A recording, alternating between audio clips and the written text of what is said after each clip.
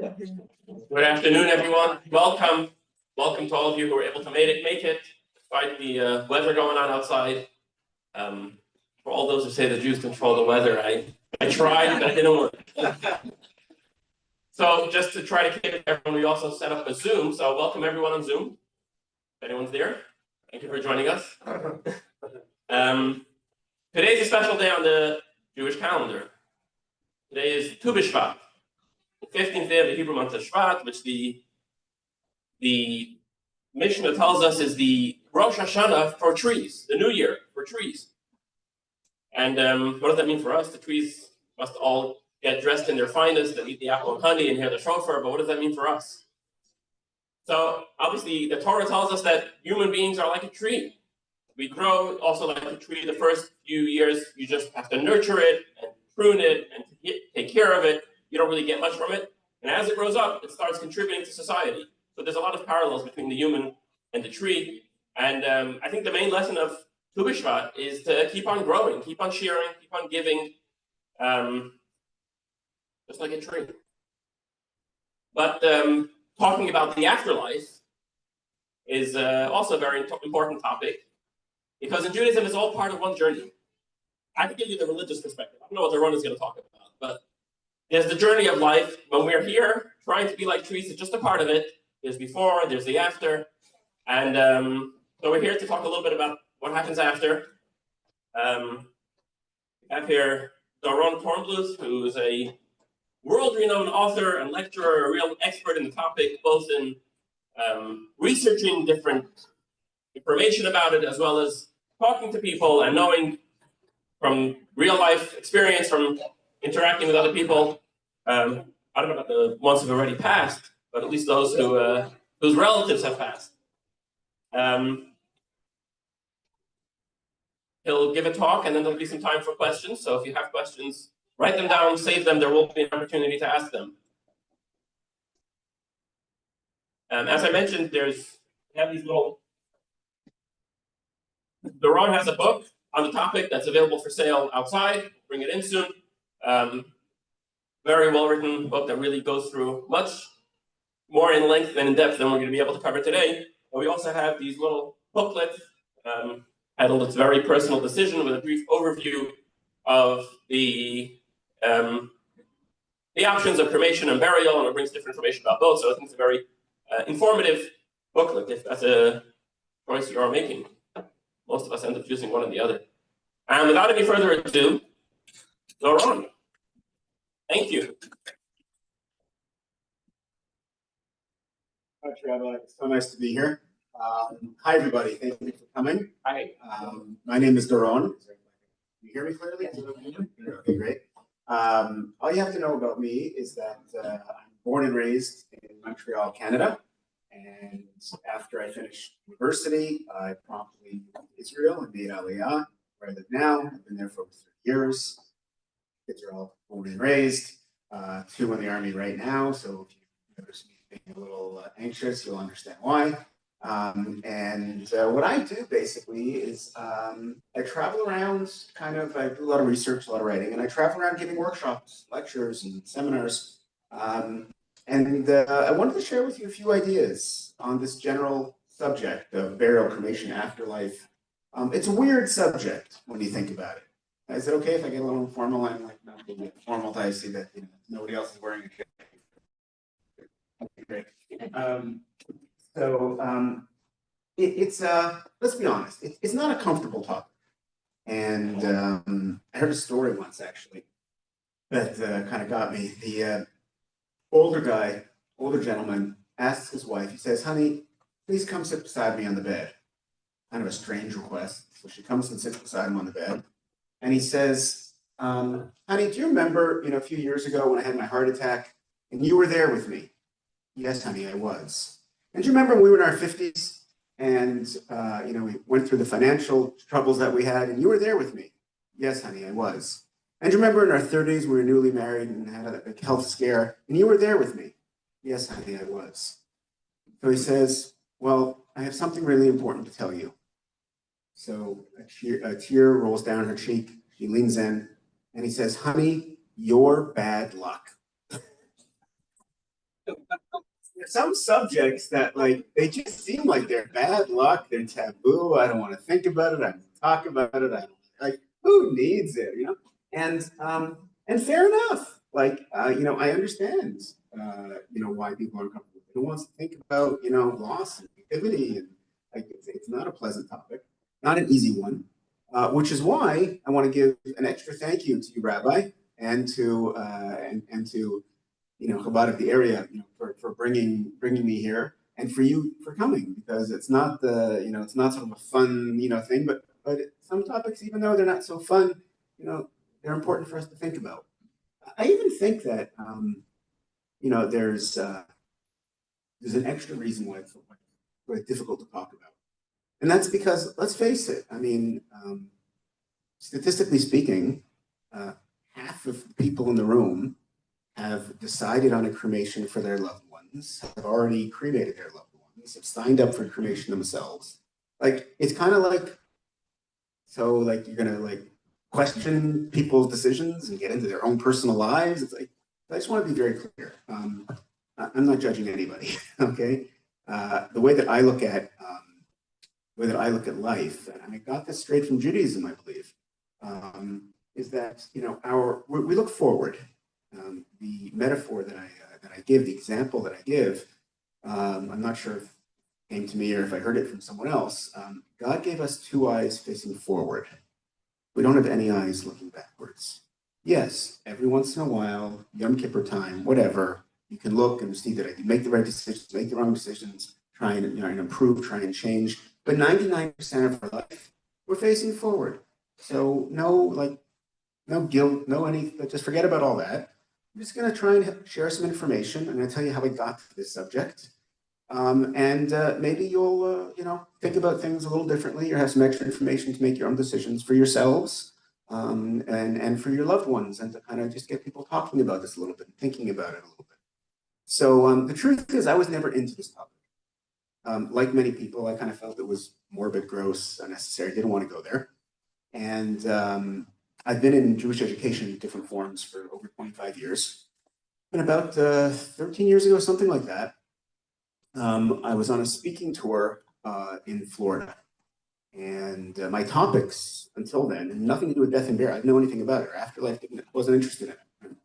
What I kind of do, and what I still do a lot, it was just yesterday, and I was in the Bay Area for a few days, and the focus in very much, I wrote a book and I give a talk to grandparents on how to keep your grandkids Jewish. I speak to parents raising kids to love being Jewish.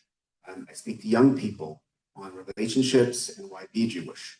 I'm actually speaking at SLO, that's how you pronounce it. Funniest thing. Great. Tonight for students on relationships. And then I'll be in LA for next week. So I was talking about all this positive stuff. I'm writing a book on happiness right now. Relationships, how to stay Jewish, why to stay Jewish, all this positive stuff. And I'm in Florida. This is 2012, 2013, I forget exactly. And I open up a Jewish newspaper. And in this Jewish newspaper, there's an advertisement from a Jewish funeral home offering Jewish cremations. That was the title of the ad, big Jewish cremations. And I'm a traditional Jewish boy from Montreal, Canada. I had never heard of a Jewish cremation.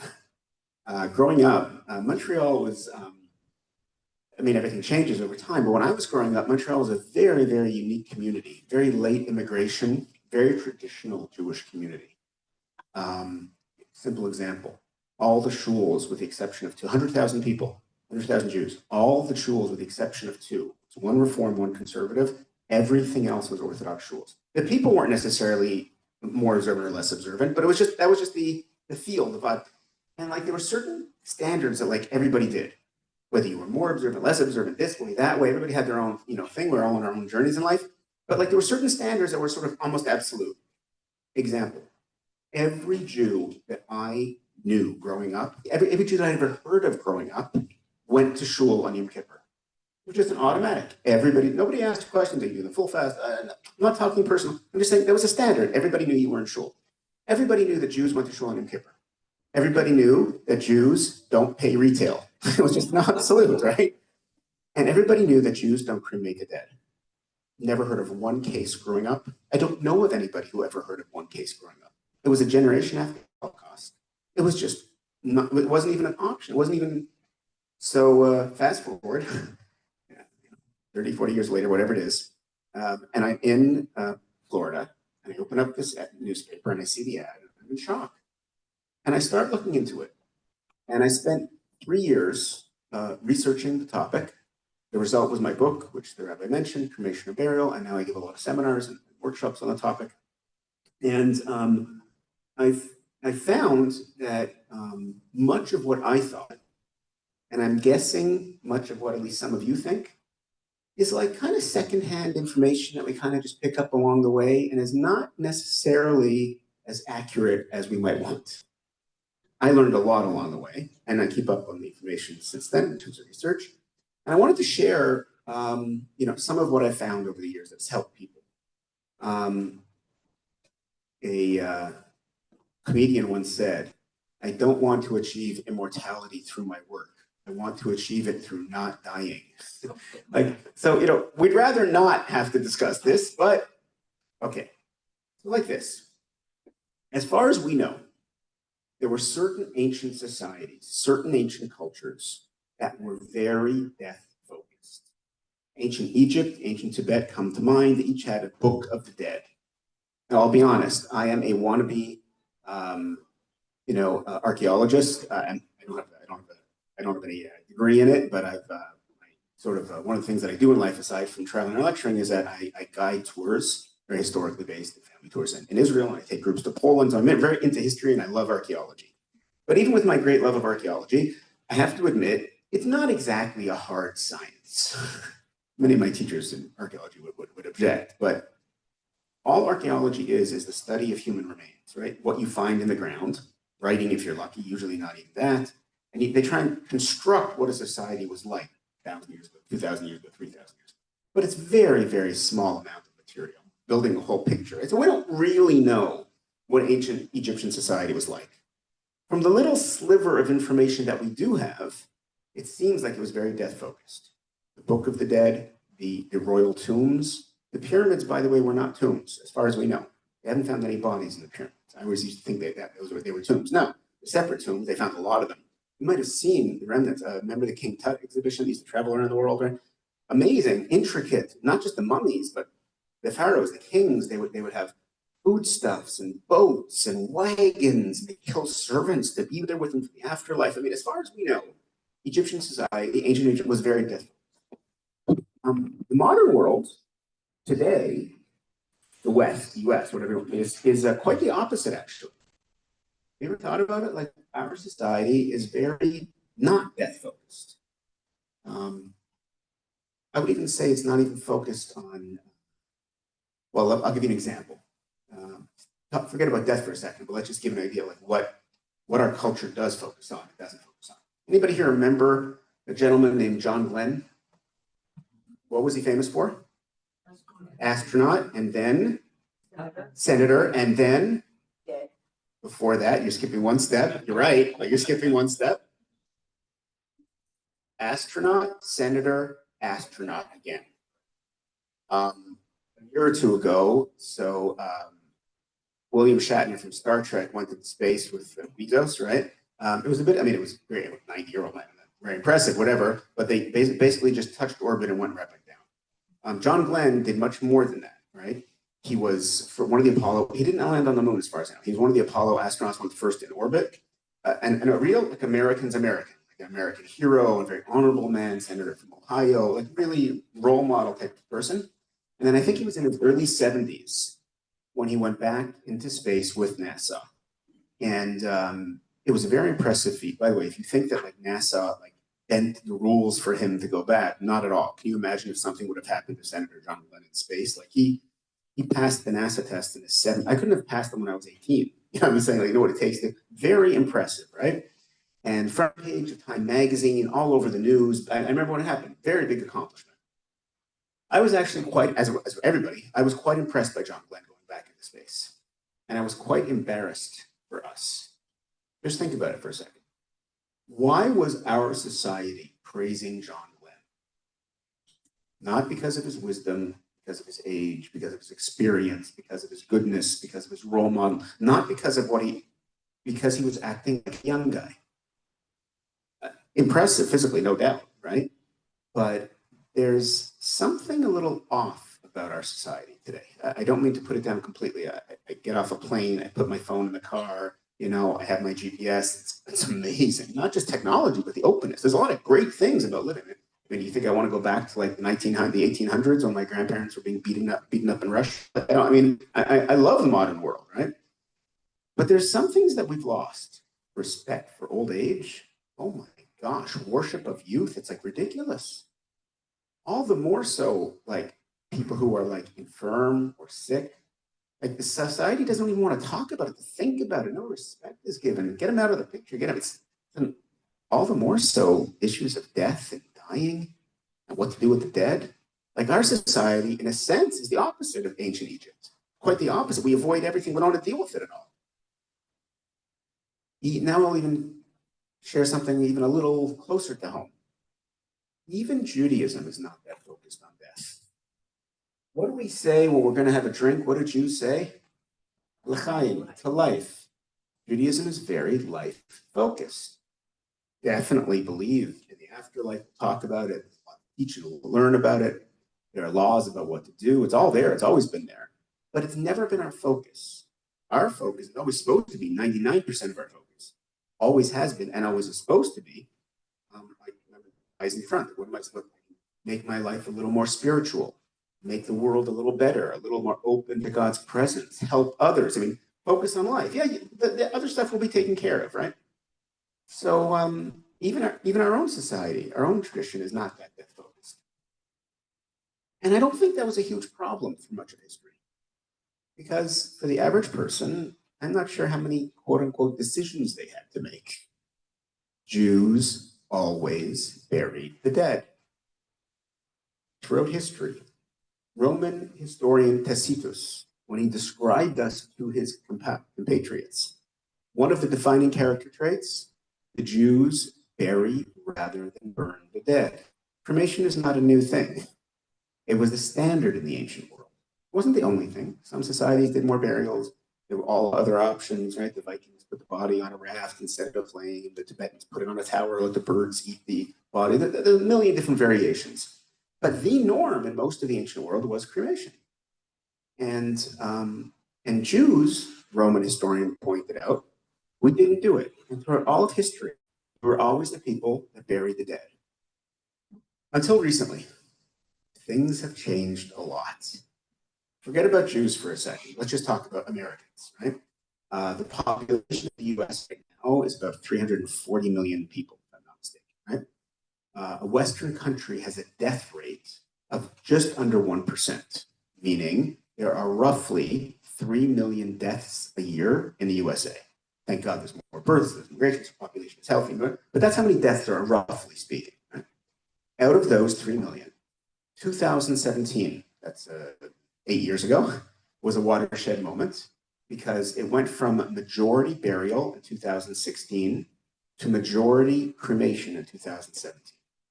As of now, 8 years later, estimates are that 55 to 56% of the American dead of all types, we're talking the millions of people of all types, 55, 56% of the dead are being cremated in the US today. No doubt it is quickly approaching 60% of the American dead are being cremated. Big, big change. The American rate, right, when I was a little kid, was less than 10%. It was a small minority. In my lifetime, it's gone from less than 10 to almost 60. The Jewish community, we do not have exact numbers. No one knows for sure, but I will give you one basis for understanding the situation. When I got into the subject, I became close to a rabbi. His name is Rabbi Yochanan Zone.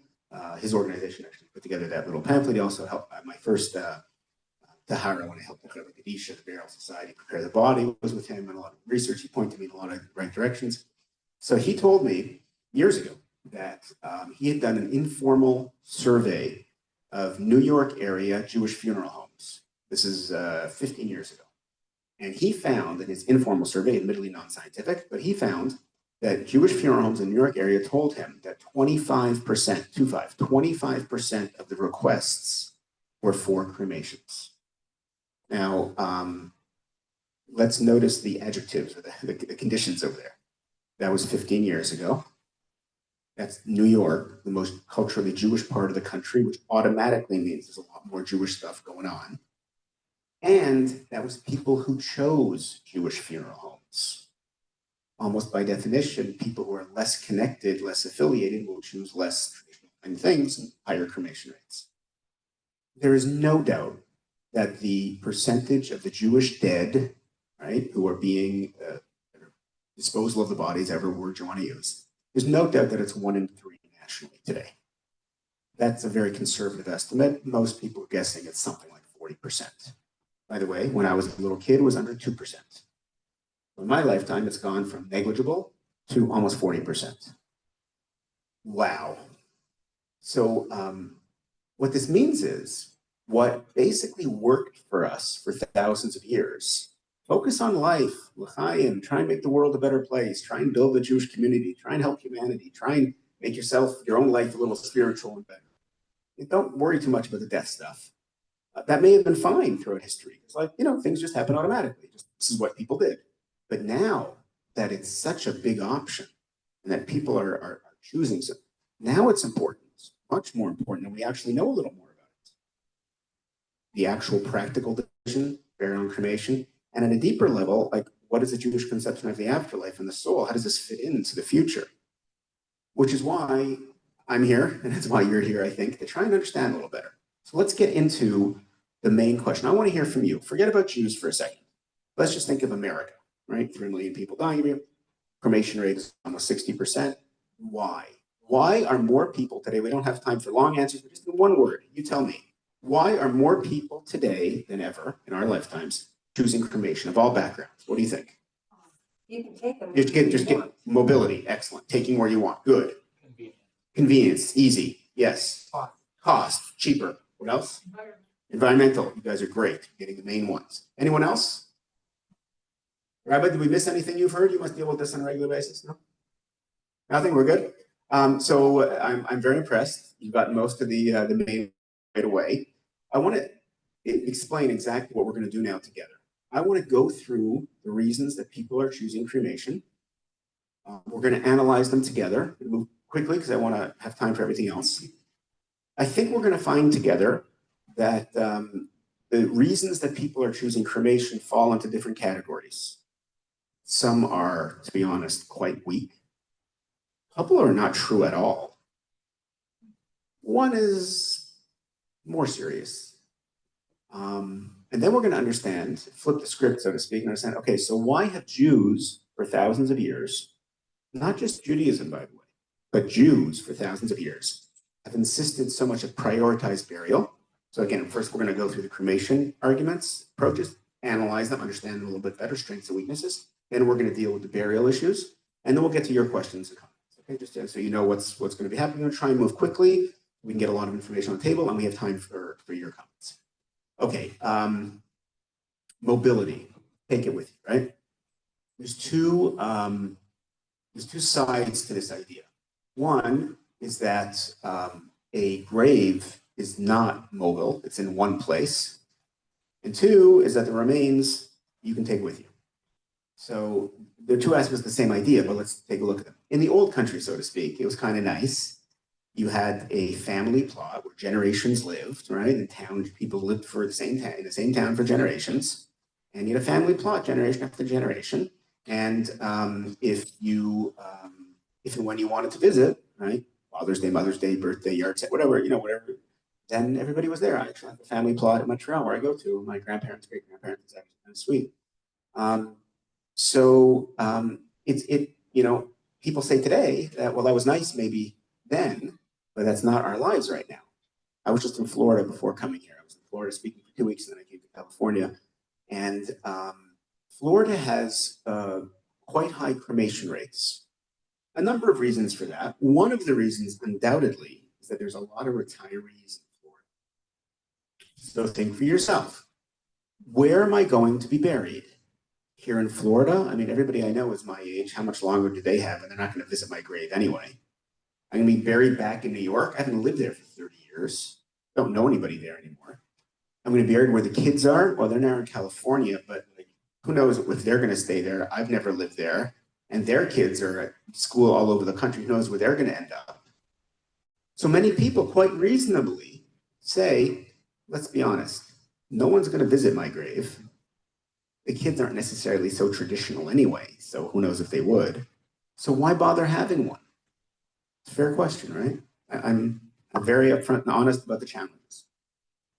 I was thinking about this a lot, and I came to the following realization. So raise your hand if you've been in Israel. Anybody here been in Israel? Wow, most of you, that's great. You have not done maybe one trip, right? It is, I don't know if like wait till after the war or maybe on go now and bring us some support and you know, and love. But at some point you got to go. So those who were there, raise your hand if you visited the grave of Moses, Moshe Rabbeinu, if you were there. Check your memory. Who was the guy that were in the big tombs? We went to Rachel's. We went to. That's Abraham and Sarah. Okay, there you go. Sorry. In Hebrew, at the very beginning of the Torah. You have good memory. So no, I mean it positively that you remember the thing. Yeah. What's my name? Marla. Thank you. Okay. Pretty good. So I made an impression. there you go. Now, it was a trick question. Okay, there are three ways that you would know that it's not true that nobody's visited the grave. Number one, you've never heard of anybody visiting the grave, and we probably would have heard of that over the years if Moses' grave was there. More significantly, he's not buried in Israel. The end of the Torah, end of Sefer Deuteronomy, Devarim makes it very clear, Moshe Rabbeinu, the Moses, never made it into the land of Israel. He's buried on the east bank of the Jordan River, what is now the Hashemite Kingdom of Jordan. There's a whole explanation why he didn't get in. He hit the rock, didn't speak to the rock. Commentators explain that in depth, but he didn't make it into Israel. More importantly, we don't even know where he's buried. The verse makes it clear that God hid the place of his burial. The main explanation, as far as I understand it, is that he was such a great prophet that it could have become a place of idol worship. And so God hid the place of his burial so no one would ever worship it as an idol. So now ask yourself the question, has anyone knowingly ever visited the grave of Moses? And the answer is no. He died roughly 3,000 years ago. And no one has knowingly ever visited his grave. We know archaeologically that at that time in history in the Middle East, cremation was widely accepted. In fact, it was the norm. We have it's undeniable. And yet, God did not choose cremation, even though no one would ever knowingly visit his grave. Because we, understandably, in our modern way of looking at things, we connect two ideas: having a grave, visiting a grave. And the reason to have a grave is that someday somebody will visit the grave. And if nobody's going to visit the grave because they don't live here, they're not traditional, whatever, then what's the point in having a grave? But the Moses example teaches us that we should not confuse these two ideas. They have nothing to do with each other. You may enjoy visiting a grave. And to be honest, sometimes it's very surprising. You never think it'll happen. But a kid, a grandkid, a cousin gets into Jewish genealogy, gets into family tree, becomes a little more traditional, and people end up visiting graves looking for, I'm amazed at when it happens. But even in the extreme case when it never does, the Moses example says it's not about visiting. I actually like visiting graves. Don't worry, I don't go every day. I'm not a weirdo. There's no obligation in Jewish life. There's tradition, especially before Rosh Hashanah Yom Kippur many go, or the yard site, the loved ones. It's a beautiful thing to do, right? But you don't have to. There's no obligation. Some people connect to it, some people don't.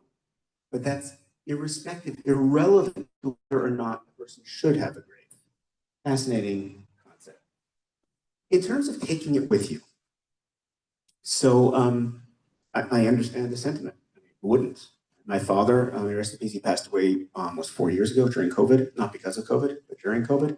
And the idea of having like part of him, I just have a few questions. I'm not judging. I'm just having a few questions to think about it, maybe in a bit of a different way.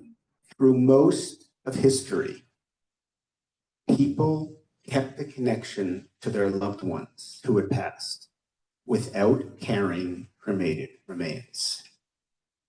In our modern world, it's pictures, but even throughout history, people would keep a part of clothing, jewelry, memories, writing.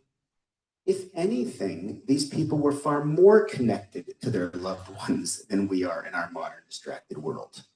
So while I fully understand and respect the desire to have part of the person, why does that have to be cremated remains? Like human history, 99% of people it was never a thought, I'm going to keep part of the dead person with me to be close to them. What? I'll even say deeper. Is that really the person that you're taking with you? I'll give an example, okay? Take a seed, put it in the ground. What happens? Plant grows. Take a seed and burn it and put it in the ground. What happens? Nothing. It's dead. It will never grow. There's a soccer pitch in football, in their language, in Scotland, where there's big signs telling people not to dump cremated remains onto the soccer pitch because fans wanted to be there forever with their favorite football club. And people were dumping cremated remains on the football pitch, and it destroys the grass. It's just dead. Furthermore, there's no DNA left when you cremate the remains. It's just amazing. There's nothing. You can't tell cremated remains of this person from that person. There's nothing left. Forensics experts, I researched them a lot when I was, they're not into cremation because then you lose the DNA. You don't have anything left. So again, I respect the desire and the love and everything. I'm not sure it's such a strong argument, this mobility take with you. Environmental, you said environmental? You said environmental issue, right? There's two main environmental concerns about burial. One, you may have heard, it's a slogan used by cremation societies. By the way, just to vent my pet peeve, I hate the fact that they call themselves cremation societies. It implies that they're nonprofits. Boy, are they for profit. It's $1 billion conglomerate that runs most of them. Again, I mean, do whatever you want. I just believe in honesty and transparency. I don't like that word, but okay, that's my venting. Thank you. Let's get to the main issue. They have a slogan that's called "Land is for the living."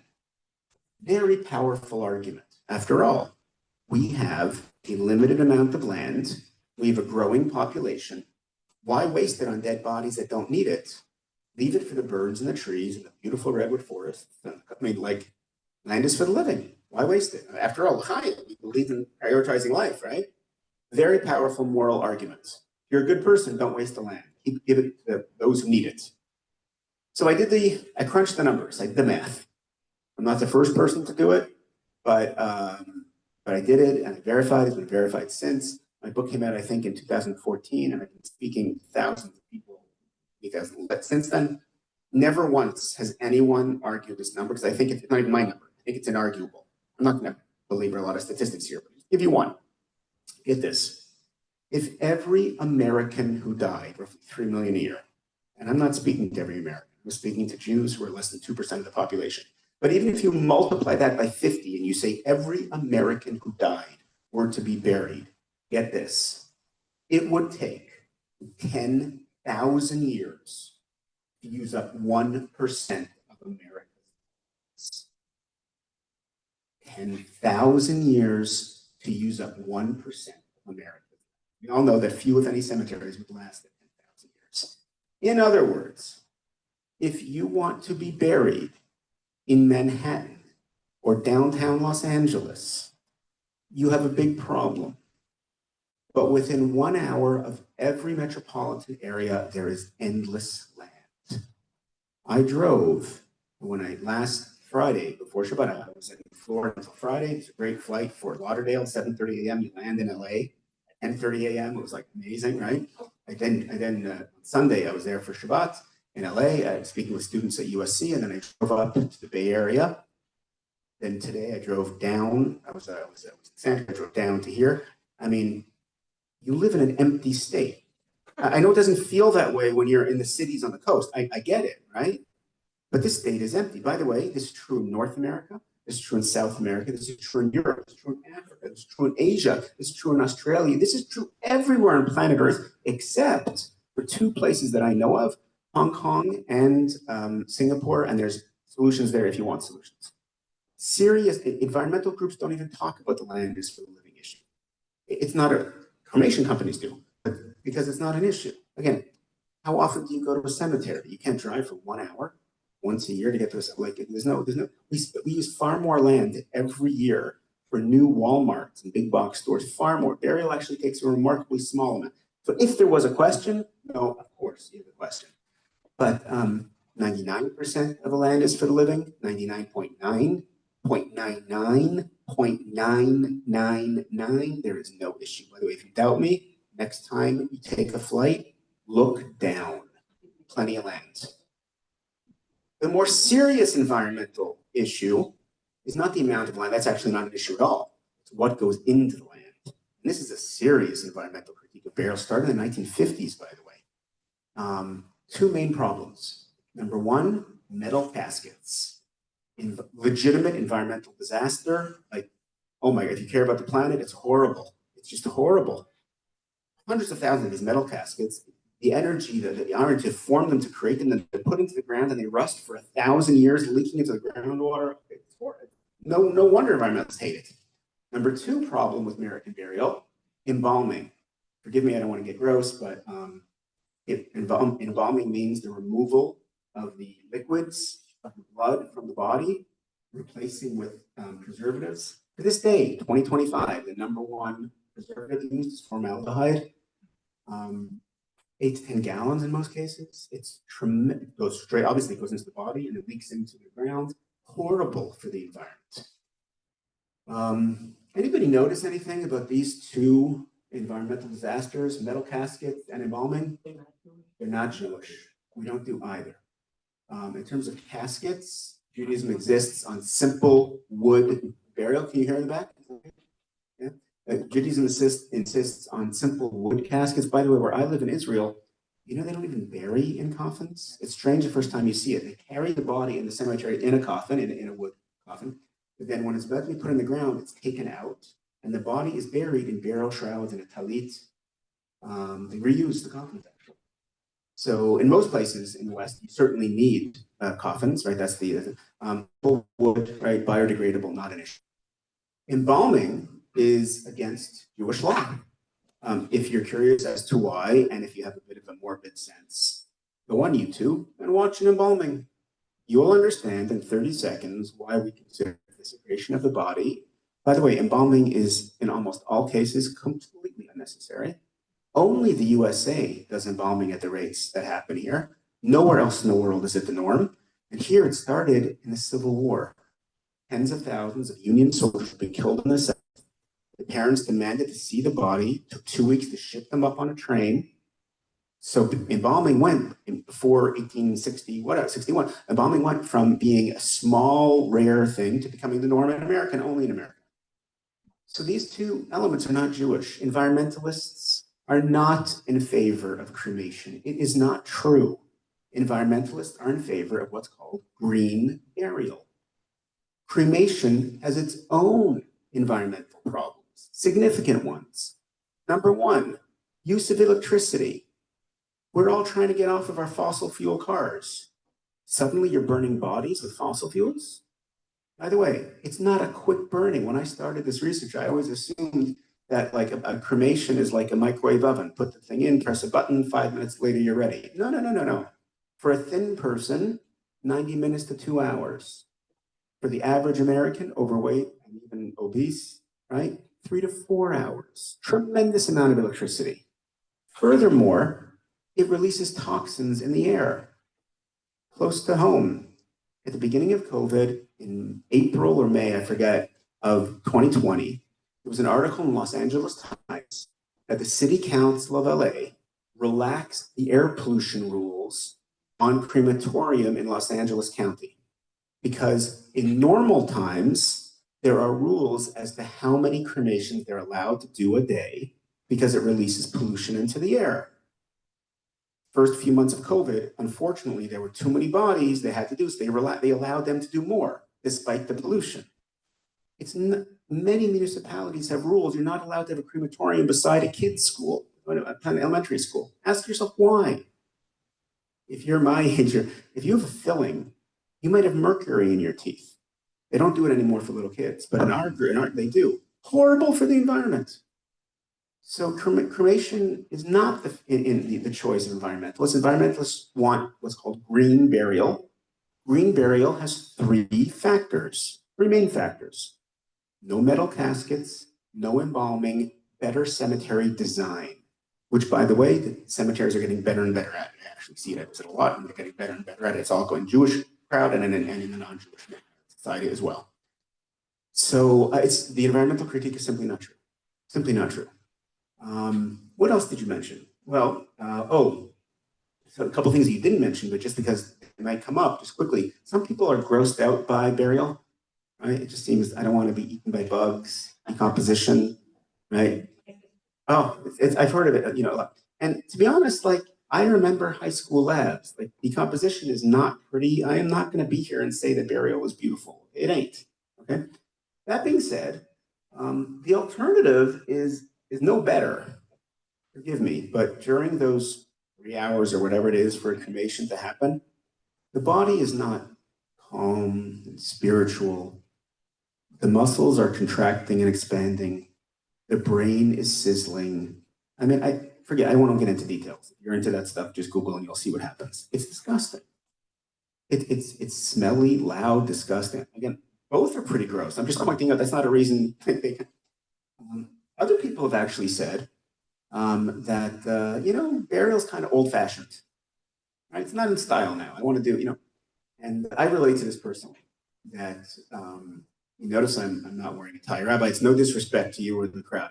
I went to a high school where I had to wear a jacket and tie every day, and I'm still like traumatized from it, right? So the only time that I like to wear a tie is like Friday night for Shabbat, I wear a tie. And my kids are like, they're always complaining about my ties.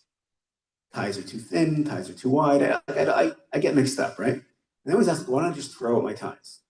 And I refuse. No, I don't like fighting, so not worth it. I wear like whatever they tell me is good to wear. But I don't throw them out.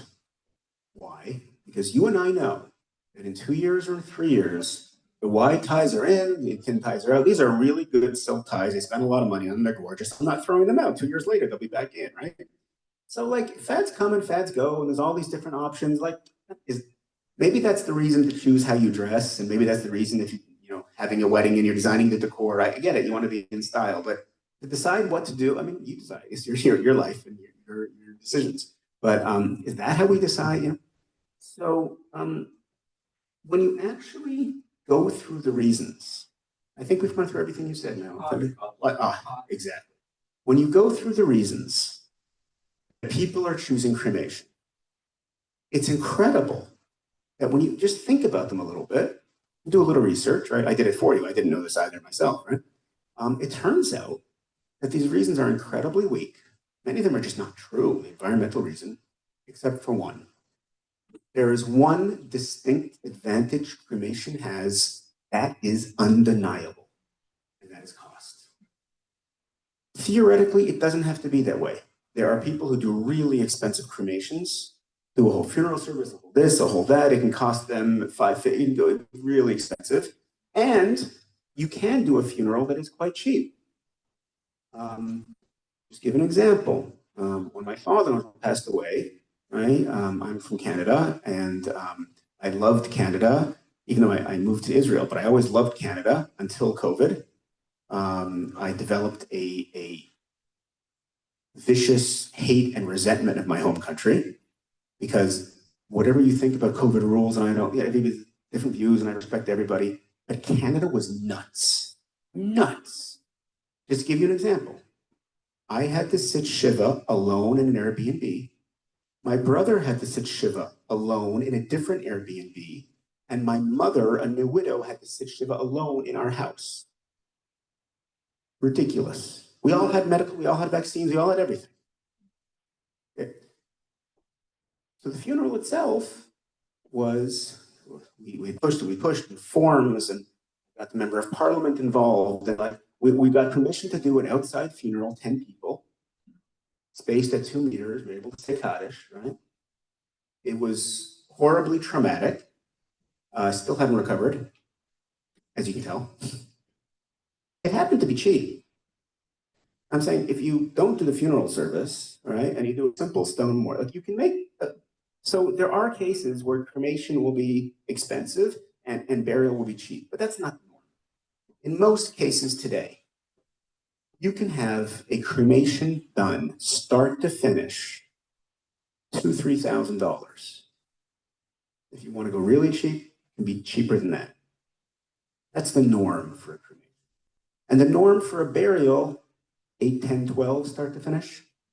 By the way, I was in the Bay Area a few days ago, and someone told me, and it was verified by other people there, that when they were looking into it, they were quoted a price of $24,000 start to finish.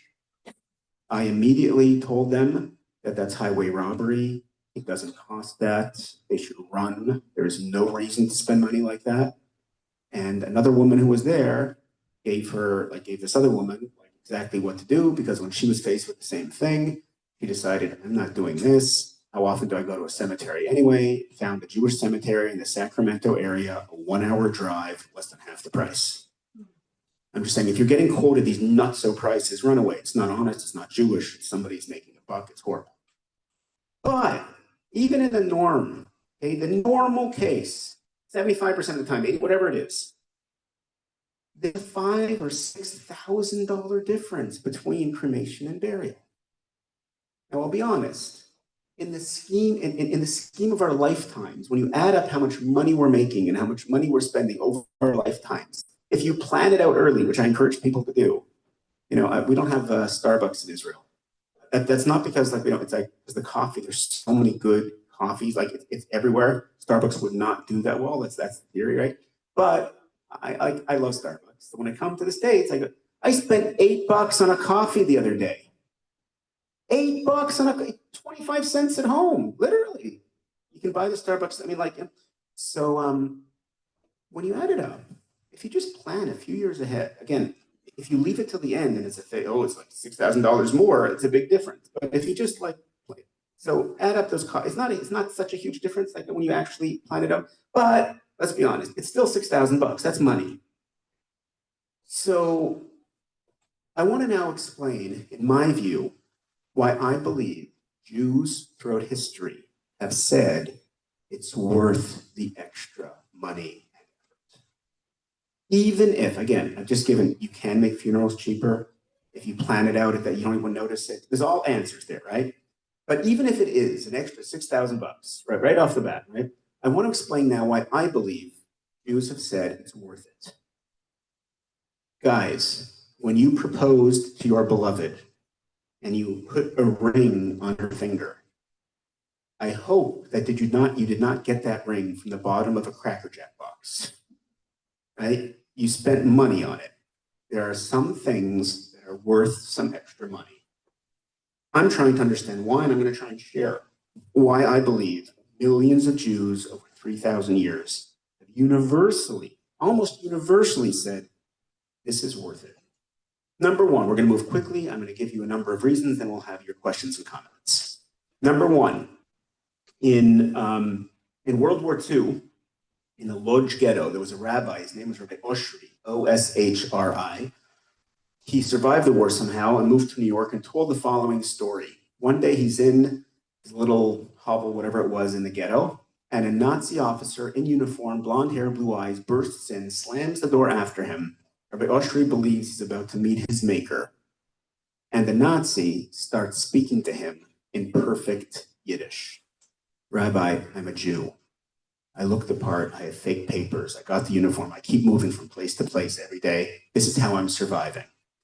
But I have a very important question for you. You see, I'm a sick man. Doctors say I only have a few weeks to live. And I know what they're going to do to me when I die. They're going to bury me in a Nazi cemetery with a Nazi cross over my body, surrounded by other Nazis. Rabbi, I could do this for a few months to survive, but I can't be there forever. Am I allowed to be cremated to avoid the fate of being buried in a Nazi cemetery with a Nazi cross over my body forever? And Rabbi Oshri took the young man's hand warmly in his own and said, my dear, dear child, no, you can't. In normal times, a Jewish person must do whatever they can to give themselves and to provide for others proper Jewish burial, with everything that includes a Jewish cemetery, the rabbi saying the prayers, the Chevra Kadisha, the burial society, actually called the Chevra Kadisha, the Holy Society. Fascinating. Prepares the body, cleans the body, wraps the body.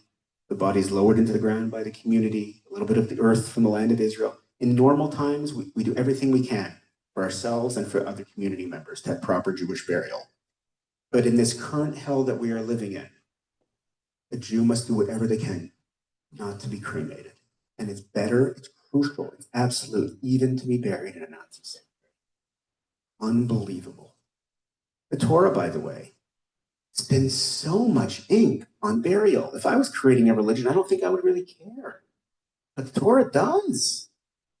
This much space is given to Yom Kippur. The rules of Shabbat, and yet the verses go on explicitly, and Abraham is buried, and Sarah is buried, as we mentioned in Hebron before, and Rachel is buried, and Leah is buried, and Jacob is buried, and Yosef is buried. It's unbelievable how much, it's surprising. And it's a mitzvah, core mitzvah. End of Deuteronomy, it says that if an evil, the death penalty in Judaism is basically a deterrent, right? Famously, the Talmud says if it was applied once in 70 years, it's too much, right? It's a deterrent. Even in the rare case that it happens, an evil person is put up, right? The Torah says, bring him down and bury him. All the more so normal cases. Crucial core part of our religion. I was excited to come today and see the bagels and lox. It always makes me feel like home, right? I love bagels, and I grew up in bagels and lox. Forgive me. Bagels and lox, as good as they are not a core Jewish value. I know that's shocking, excuse me. Okay. If you were to bring bagels and lox to Maimonides, famous Jewish scholar, Spain, 800 years ago, he would not recognize either. Even today, our Sephardi cousins, the majority of Israel that's not Ashkenazi, they don't have bagels and lox. In other words, I love bagels and lox. I'm not putting it down. I may actually take some for the road with your permission. But it's not core Jewish, really. It's a beautiful cultural thing. Burial is core, surprisingly important. That's reason number one why I choose to focus on it. Reason number two, it's not just Judaism. If you were to make two maps of the world, a map of monotheism, where people believe in one God, versus like belief in many gods, polytheism, or belief in no God, atheism, and you make another map, so the first map is a monotheistic map, and the second map is a burial map. Those two maps are almost the same map. There's exceptions to every rule, but just think about it. India, polytheistic country, cremation is the norm. Same with Japan, polytheistic cremation is the norm. Islamic countries, there is no cremation. They're perfectly monotheistic, right? Absolutely monotheistic in Islamic countries. There is no cremation. There's not one crematorium in any Islamic country. They don't allow them. My country of adoption, right? Israel, monotheistic country. 10 million people in Israel. One crematorium, mostly servicing the non-Jewish population. It's an amazing overlap. Even Europe, by the way, look at the history. Until World War II, Europe was considered a very religious continent. Cremation was almost unheard of on the continent. We are now living in post-Christian Europe. It's now considered the most secular continent on planet Earth. Europe is considered the most secular, right? And cremation is the norm. It flipped. Even in America, by the way, cremation rates are much higher on the quote-unquote secular coasts than the Bible Belt. It's fascinating that where you find belief in one God, you find higher burial rates. Definitely there's exceptions, but there are exceptions. There's a lot of literature as to why. What's the connection between monotheism and burial? I have a very simple explanation, just my 2 cents. The proof text of monotheism, the Torah, right? Islam and Christianity are outgrowths of Judaism, right? It's like the proof text. At the very beginning, the Torah says that every human being is created in the image of God. And you don't mess with that image, whatever it means, philosophical deep. And lay it gently down to sleep. 2 reasons so far. Core to our religion, the monotheistic connection. Number 3, raise your hand if you have ever visited a Jewish monastery or a Jewish convent. Trick question. I know that you haven't. Why? Because there aren't any. Ever think about why? I mean, there's a billion Catholics or whatever, they have convents and monasteries. The Buddhists have convents and monasteries, thousands of them actually. So what, you think they're stupid? They're not stupid. It's a different philosophy. It's a philosophy that we strongly disagree with, but we have to understand it, respect, understand it. What's the philosophy? Again, Catholicism and Buddhism are very different, but on this point, they're actually very much the same. The idea is like this. If you want to be spiritual, if you want to go up to God, you have to deny the physical. Sleep on a stone floor, celibacy. It's not an accident. It's very much philosophically designed. Catholic friends have told me that when they were growing up, it was understood that the most intellectual and or spiritual people were pushed into the priesthood. Because if you're really spiritual, that's what you do. Connect to God. You're not going to get involved. You're not going to be intimate with a woman. It's either or. Judaism doesn't believe that at all. Quite the opposite. God is a good God that created a good physical world. And you can't be stupid about it. It's got to be the rider on the horse, not the horse on the rider. It can't be hedonistic. Right? But I couldn't give charity without my hand. I couldn't give a hug to a depressed person without my arms. I couldn't have children without my body. The body is good. The body is not bad. The body and soul are partners. The soul has to direct things. I get it. But the body is not the enemy. So imagine the following scenario. Imagine this.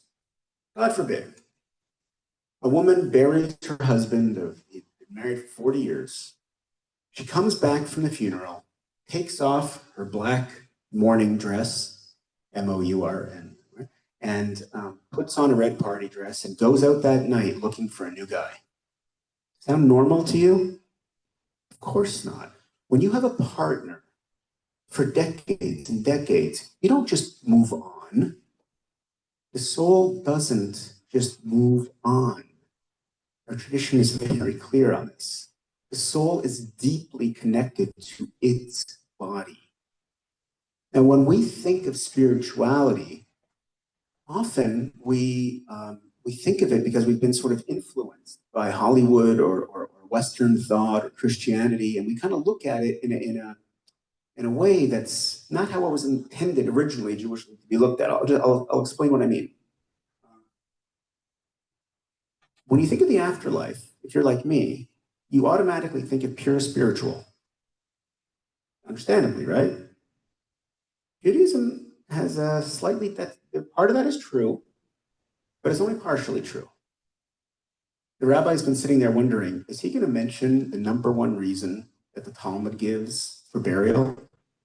I brought this guy from Israel. He hasn't mentioned the number one reason the Talmud gives for burial, and I haven't as of yet, because it sounds weird. You know what I'm referring to? What am I referring to? Resurrection of the body, resurrection of the dead coming back to life. Talmud says there's a bone. It's called a loose bone. Some say it's here, some say it's here. We don't really know. And that bone is never destroyed, and that from that bone, the body is going to come back to life. Now, I got to be honest, okay? I'm a child of the 80s, the 70s, the 80s. And when I think of the resurrection of the dead, you know what I intuitively think of? I'm not proud of this, but we're friends now, so I'll tell you. Remember the first big video on MTV? Michael Jackson's Thriller, all the zombies coming back to life? Because when we hear the phrase resurrection of the dead, that's what we think of. Zombies. It's weird. Like, Jews are supposed to be smart people. We believe in this stuff. There's a number of core, beautiful Jewish ideas that they just sound weird because we've been introduced to them through Hollywood. One of them is the resurrection of the dead. Voltaire, famous French philosopher, once said, "It's no more of a miracle to be born twice than born once." Fascinating. What do you think about it? A whole different way of looking at things. Anybody here see a Jurassic Park movie? So you might have heard of them. They're still making them, I'm told, right? So the whole premise of Jurassic Park, the Hollywood series, is that millions of years ago, a mosquito bites a dinosaur, blood goes into the mosquito is then fossilized in amber or whatever. Millions of years later, modern scientists take the DNA from the amber, reconstruct dinosaurs, and you can go to a Disney World type of place with dinosaurs, Jurassic Park.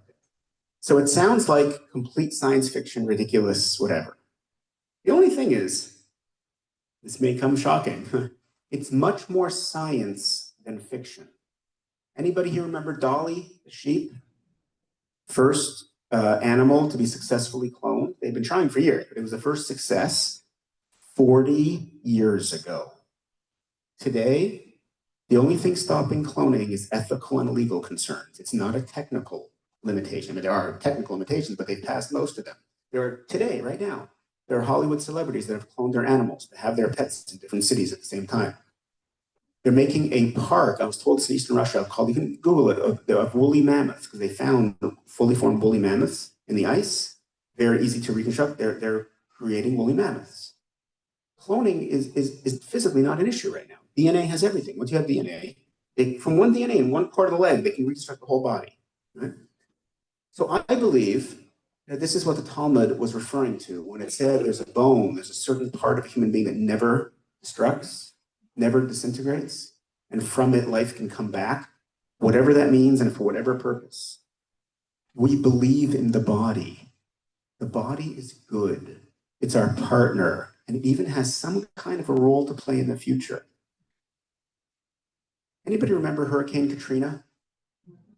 So Louisiana, was the hardest hit. New Orleans, right? The shul, the synagogues were flooded, and there were a ton of, I think 8 or 10, a huge number of Torah scrolls, of Sefer Torahs that were destroyed beyond getting it. If the Sefer Torah is damaged, you can repair it, take it to a scribe. If you can't repair it, then it has to be buried. It was on the national news, a big ceremony burying the Torah scrolls, right? Very beautiful. Every Jewish cemetery has a section for things like that. So simple hypothetical. Again, God forbid this should happen, just a hypothetical. You're driving past the Chabad house one day, and there's a fire. And you want to go and save the Torah scroll. Holiest object we have, also an expensive one, by the way. I mean, take a year and a half to write, give me $100,000, but forget about the money. Holiest object we have. And you want to be a hero, and you want to save the Torah scroll. Are you allowed to risk your life to save the firemen are saying, no, don't go, it's dangerous. Are you allowed to risk your life to save the Torah scroll? And the answer is absolutely not. Again, if it's safe for you to do, the firemen say, no problem, and of course, go present it with safety.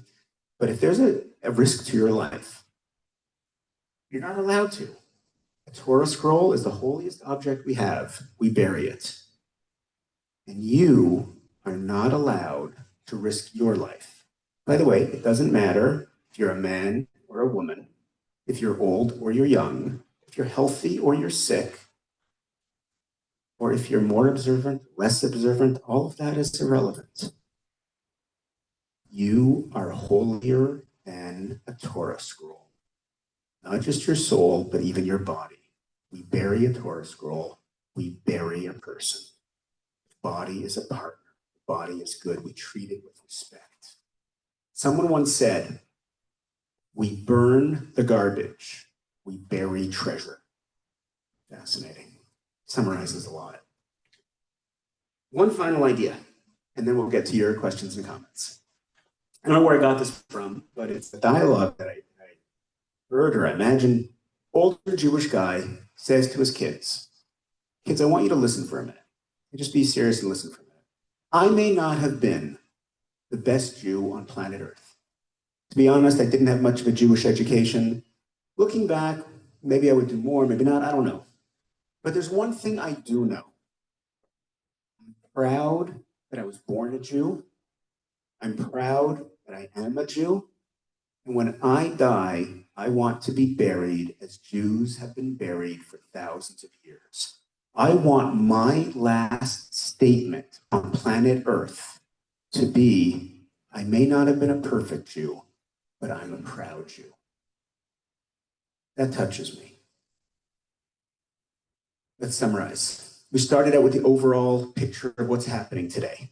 Got into the reasons that people are choosing cremation. We can open up anything you want to discuss. But when we went through the list, your list, and I added on a couple I've heard elsewhere, they're all pretty weak or just not true, except one. It is usually cheaper. So why is it worth the extra money? Well, just sharing my ideas, right? There's a lot more we don't have time for. I'm just sharing a few of the main ones. Number one, core part of religion, surprisingly important, much more than bagels and lox. Number two, monotheists choose burial. Fascinating historical connection. Number three, and this was a much bigger one, which I discussed in a number of different ways, the idea that the body is important. The body even has some kind of a role in the afterlife. Our tradition says that the soul doesn't leave its body. Remember the woman, the widow? In the first week of Shiva, the soul goes back and forth between its body and the Shiva house. The 30 days until memorial service for the first year, and the soul always keeps a connection to that piece of earth or that land where it is. The physical and the spiritual in Judaism are not separate. That's the whole point of why we're here, is to bring them together. And the soul cares about its body and wants its body to go through a smooth transition.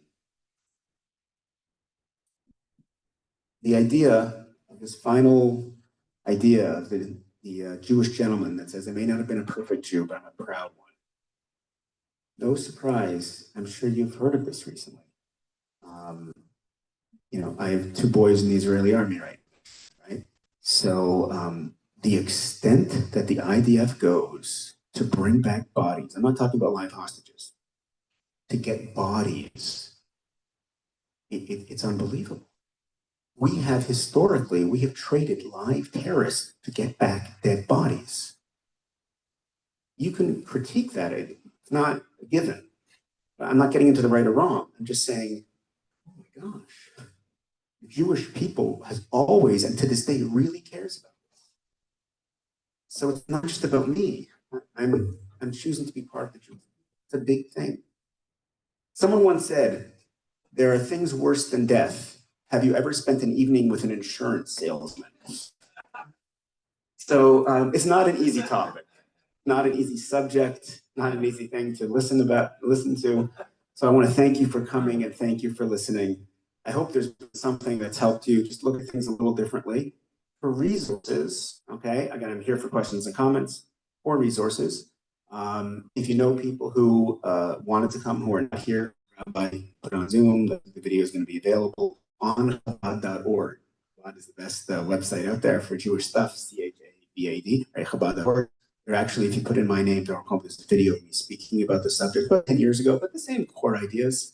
My book, of course, is available. Forgive me for the plug. This is a paperback. Nobody's making any money out of this thing. I do it because I really want you to buy a copy, to take it, have it on your coffee table, pass it to friends. Use this talk as an excuse to your friends, family, and say, listen, I don't want to butt into your life. I'm not telling anybody. I don't tell anybody what to do. But there's some research and thoughts here that maybe you'll look at things differently and make, eyes forward, right? No eyes in the back. And so please get a copy, send to your friends. And that's the end for now. Ladies and gentlemen, questions and comments, please. Yes, Thank you. my Jewish uncle passed away recently. He was in his late 90s. And I said, I was waiting to find out when the funeral service was going to be, and they said, well, it's not going to be a memorial service. He donated his body to USC. Now, I don't know what happens when you donate your body, but as far as I know, there was never a burial. Okay. I hope you've gotten to know me a little bit over the last hour, that you'll judge me favorably for what I'm going to say now, because at first it sounds bad. Okay. I have a real problem in 2025 with people randomly leaving their bodies to science or randomly donating their organs to help science or whatever. Again, I'm talking about random donations. Okay? I have checked this out with so many specialists and scientists. There is no need for a 90-year-old's body at USC. It is just not true. It is simply not true. First of all, the virtual imaging, the virtual reality, AI, they're not even using the bodies in the same way that they did before. And there are so many other bodies that are there. It is just not true that there's need. If you're thinking of donating your organs, which I think can be a very beautiful thing in some cases, okay? I don't know how it is in California, but in Canada growing up, it was just like a random thing on the back of your license. You put a sticker, you sign a thing, right? And we always thought it was like the greatest mitzvah, like a beautiful thing. Of course, do it. Who wouldn't do that, right? I'm not telling you what to do. I don't do it, but just to think about things a little differently. Okay. People don't need organs from senior citizens. Very, very rare.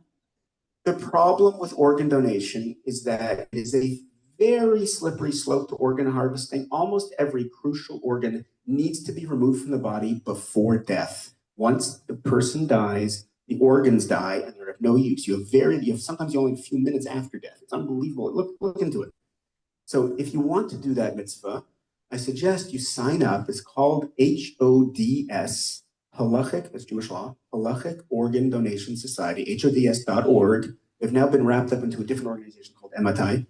The difference in the Jewish view is that if there's somebody who actually needs your organ, of course you can do it. Maybe you should do it. But to randomly give the amount of wastage of these organs that are thrown out, of the desecration, it is beyond belief. So when I hear, I'm sorry to be so direct, when I hear a 90-year-old body with the USC, I was just in the USC, what are you talking about? They don't, 90-year-old body? No way. No way. So again, I'm not saying there's no place. I'm just saying, like, to sign on randomly, the government is not like, it's not like, oh, they're so on top, they need your organ. No, it's harvesting, it's cool, it's not right. But if you want to sign up and you want to do something good, great. Just do it in the Jewish way, where they just check, is there actually somebody who needs your organ? In which case, yes. Yes, questions, comments, please. What about the tradition or maybe the belief, and I could be wrong, but what I understood was that when you die, then we bury very well within 24 hours, and that it takes the soul a certain amount of time, like so many days, to actually leave the body, and then it goes on, and then we do the unveiling in 11 months, not 12, because of the theory that if it's 12 months, then you're not a good person, so you do it in 11 months because you're a good person. That only a really bad person would need 12 months of Kaddish, so we do 11 normally because most of us Right. So what about all that? So first of all, yeah, what you described is pretty accurate from what I understand. And I'll even give an explanation. Again, these are sort of things that I didn't know myself until I researched the book, and I came across that I always thought, I think I was even told, that the Jewish rites, R-I-T-E-S, of mourning, M-O-U-R-N, right? I always thought the Jewish rites of mourning were for the mourners, were for the survivors, comforting the, which is a big mitzvah, right? To comfort the Nichum Avelim, to comfort the mourners. Well, it turns out that some of them certainly are the mitzvah of going to a shiva, but the actual process of burial, of proper Jewish burial, of the Kaddish prayer, that's actually not primarily for the mourners. It's for the soul of the deceased. I'll give you a famous example.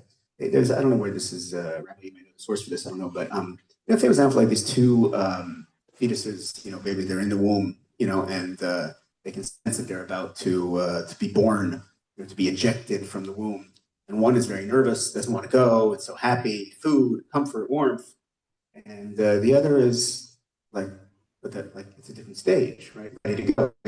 So a baby is born, it's washed, wrapped, and brought into new life. A dead body is washed by the Tahara, the Chaber Kedisha, wrapped, and brought into new life. The kever, the grave, is sometimes called the womb. It's funny because like I never looked at it. I always thought it was the opposite. Womb is life and grave is death. Not spiritually. Transition. We don't fully understand what happens after, but I think what you described is right on. Let me add one final element, and after this, I'm glad to anybody who has any questions or comments or wants to come and say hi. But just before we all leave, I noticed this is just me speaking, right? Everything I've shared so far, I believe, is very firmly based in the research you'll see in the book, but just me speaking for now. I've noticed that there's two opposite reactions to death that I keep seeing. They seem opposite, actually, although in the end, I think we'll see that they're very similar. But the basic is like, I don't like this death thing.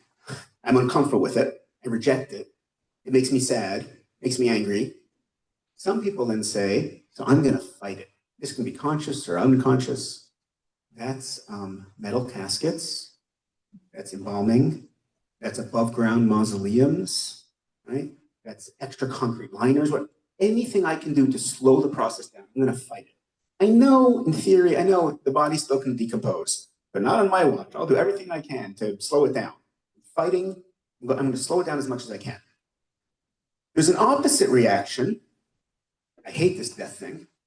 Don't accept it. I'm going to get this over with as quick as possible.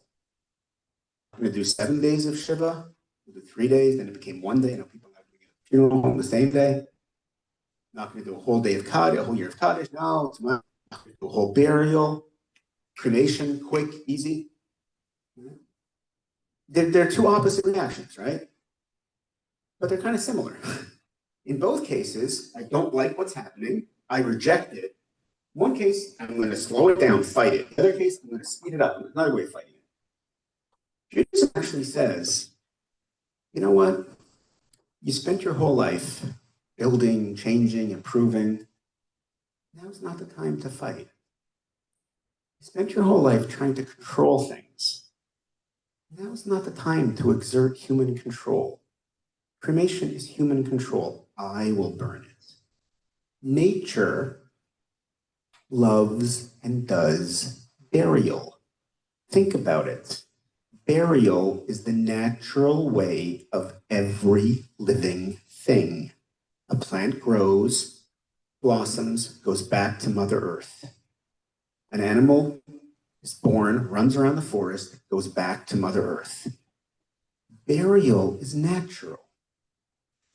Human beings, I don't know if it's our egos or our impatience, or I don't know what it is. We suddenly want to control and change everything. And Judaism says, this is not the time. 6 days a week, you build, you improve the world. 7th day, you just stop. You remember, I'm not in control. So I humbly suggest that in my final state, my final decision, I'm not going to try and I'm powerful. I'm going to decide. I'm going to let nature take its course. I'm going to do what Jews have done for thousands of years.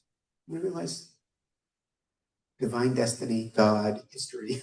I'm just going with that divine flow. And it also happens to be that I'm accepting the passage of the soul from this world to the next. I'm not trying to change things. It's a beautiful, deep philosophical acceptance of life as it is. To me, that's very powerful. Once again, oh, please. When we go back to the earth, have you heard about the new old process where they are taking your body and they're making compost out of it, so that you can take it and plant a tree with it? Right. So Marla's asking, there's a few different versions of this. These are new approaches that are somewhere in between cremation and burial on the philosophical and physical scale. One, which you did not ask about, is aquamation, right? Aquamation is basically acidic water. The body decomposes. It takes about 2 or 3 months, including the second, the curing stage and everything. It uses less electricity in cremation, that's better. Human composting is what you are asking about. Forgive me, it's basically the same as the composting that you might have in your house, right? It's you have certain mulch and certain this, and it gets the temperature up. And instead of the decomposition lasting however many months, whatever in normal, it'll be sped up to about 2 months. There's all different versions of it. So I have two comments, both of them, it's the same thing. One is technical and one is philosophical. Okay? So the first comment is they're very new. Human acclimation only became legal the first time in the States in 2011. Human composting that you're referring to, 2019, it's only 5 years. No one has any idea of the long-term impact or reality of these processes. It will take decades to have any research. The only people pushing them are people that make money off of them. I'm just pointing it out. I'm not like, okay, it's far too new. There is no research. I know that they claim they're better for the environment, but there's always the law of unintended consequences, right? Remember the first batteries, I'm not talking now, but the first batteries on electric cars was like, get rid of your car. And it turns out those electric batteries were made in Thailand by slave labor, and they destroyed Thailand much more than you have to be very careful on this kind of stuff. So technically, way too early to make any assumptions. I naturally am wait 10 years. No one will have any research for 10 years. Philosophically, though, I can already answer it now. Philosophically, it's exactly what we talked about. That I questioned the whole premise. You're asking me something, in my opinion. Right? Why am I looking for newfangled things? It's an exertion of control. It's saying that I want to speed it up, I want to slow it down. I humbly suggest that that's, is that the best way to look at death and the transition to the afterlife? Go the way of nature. Nature loves burial. That's what nature does with plants. That's what nature does with animals. That's my humble answer. Thank you all for coming. A question from the One question. How would you Can I respond ask- to a Jewish intimate companion who indicated they wanted to be cremated, not buried? If this was their ardent desire and you loved that person, what would you do? So it's a very hard situation. Many of us find ourselves in that situation. What if a parent asks for X? What if a loved one asks for Y? The first thing is, again, I don't. I hope it's come across. I try not to tell people what to do. You're asking my opinions. I share information. I'm not telling you, like, it's not a personal. Just some thoughts to think about. I've heard many people say that I don't want to be a burden to my kids. So easier to cremate, no burden. Thomas Lynch, who is a fascinating gentleman from Michigan, he's a poet undertaker, owns and runs a funeral home. He's a mortuary technician, and he's a prize-winning poet. So he once wrote actually, that and if in our time of need, in our final passing, we can't be a bit of a burden to our kids, what does being a child mean? My point is, this is not the exact question from Zoom, but you'll see the background, that very often when people request things, they are requesting things, they're basing it on certain assumptions. They're basing it on the environmental thing, or the fact they don't want to spend the money, or they don't want to be a burden. So the first thing is, I would use this talk as an excuse to really talk through the issues. They can watch this, they can read the book, they can look online and get more information. That's number one. Number two, you ever it's like the hole in the boat argument. Like, why are you bothering me? It's my seat in the boat. I can open a hole under it. And the answer is, no, you're affecting other people as well, right? So on the one hand, we all think this is my decision. This is my body. I'll decide what. I hear that. I respect body autonomy, and I'm all for it. On the other hand, this is not just about my loved one. It's not just about you.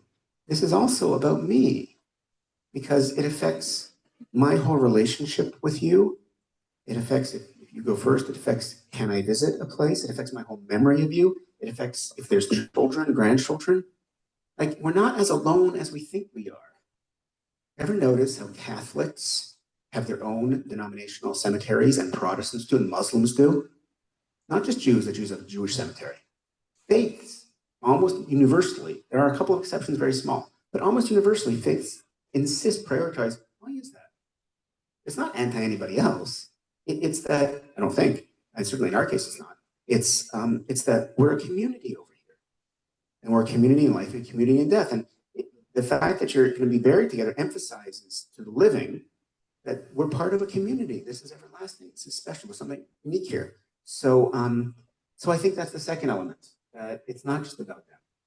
In the final analysis, do you know, I'll give you a spiritual answer, not an easy one, but when do I best understand God and reality and spirituality? Now, when I'm distracted by my iPhone and the news and everything, or and my best friend, after death, when I'm upstairs. I'll have a better overview, bird's eye view when I'm upstairs, right? So that's what the Jewish tradition says. The person may feel very, very differently after their past in the afterlife. So even if a person says that now, not so clear that's the right decision to help people do, but those are three elements that help. Thank you. Any other final thoughts? Yes, sir. I don't know if I can articulate it very well. I'm just thinking about this now. But so you have somebody who has been cremated, and their remains are given to their widow or their children. For how many generations does that urn of ashes remain? At some point, it's disposed of somewhere, somehow. 100%. Yeah, that's one of the problems with the mobility issue. A simple case, Judy's the daughter, so she has horns. Next generation has. I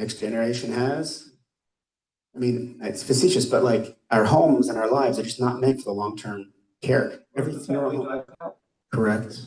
It doesn't even last that long. Every funeral home that I know of, and I deal with a lot of them. Even just there was something yesterday at the top. Every funeral home that I know of, it's been researched, has a problem of unclaimed cremated remains. Because What do they do with them? they can't. That's their problem. If they get rid of them, even though legally they're signing on, legally they can get rid of them, but somebody's going to come 50 years later and say, you got rid of grandma. They're going to let it. They can't get rid of them, but they don't know what to do with them. So that's the solution that some of them do. I mean, I know Jewish people that have been cremated and they get everything. Correct. It is. There was an argument in the 1890s and in London when cremation became a fad amongst certain more progressive Jews, but whether to accept cremated remains into a cemetery, to a Jewish cemetery. And there is a legal question, and there is a PR, but a marketing question.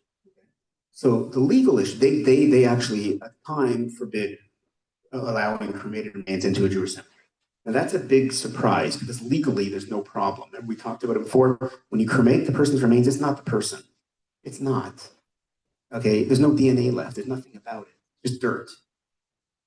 You ever hear this idea that a Jewish priest, a Kohen, right, is not supposed to go into a cemetery? They have descendants of people that used to work in the temple. They have to stay away from all death issues. So a Kohen can handle cremated remains. There's no issue.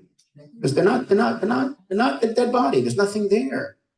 I'll make a terrible example, just to forgive me for the example. What do you do with cremated remains? Put them in your garden, put them in the toilet, whatever you want. They're nothing, right? I don't suggest that emotionally, right? So it's surprising that the rabbis outlawed this. And what the reason why they outlawed it, and by the way, if you have cremated remains and you want to get that person put onto a Jewish grave, might just go do it. There's no absolutely, right? But it was a marketing issue, and it was an important one because they knew that if suddenly Jewish cemeteries allow everybody to just put cremated remains into your cemetery, everybody's going to start thinking, okay, so I can just cremate. It's not a big deal, and it is a big deal. So on the one hand, if you have cremated remains, go put them on your level. Fine, do whatever whatever you want. But there's not a permission to do it. Yes, ma'am, you've been waiting. Well, when my father was cremated, and we put his remains on his favorite lemon tree, and we had like a little memorial service outdoors in his house.